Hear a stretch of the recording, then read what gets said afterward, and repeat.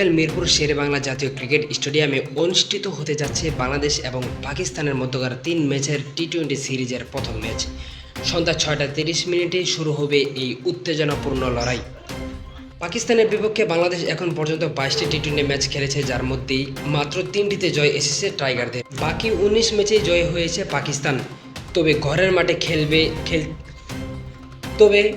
ঘরের মাঠে খেলতে নামায় আত্মবিশ্বাসে ভরপুর মেহেদী হাসান মিরাজ এবং লিটনরা।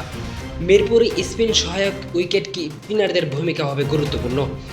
ব্যাটিং লাইন আপে ধারাবাহিকতা ধরে রাখতে হবে টাইগারদের। বিশেষ করে পাওয়ার প্লেতে রান তুলতে হবে সাবধানতা ও আক্রমণের ভারসাম্য রেখে। উভয় দলের দিকে তাকিয়ে আছে কোটি ভক্ত। সবার চোখ এবার প্রথম ম্যাচের দিকেই। এই ম্যাচ নির্ধারণ করতে পারে সিরিজের মোড়। ম্যাচটি সরাসরি সম্প্রচার করবে টি স্পোর্টস, নাগরিক টিভি ও জি টিভি। সাথে ছিলাম মুজাহিদুল ইসলাম নোমান, মুফিদ, বাংলা নিউজ।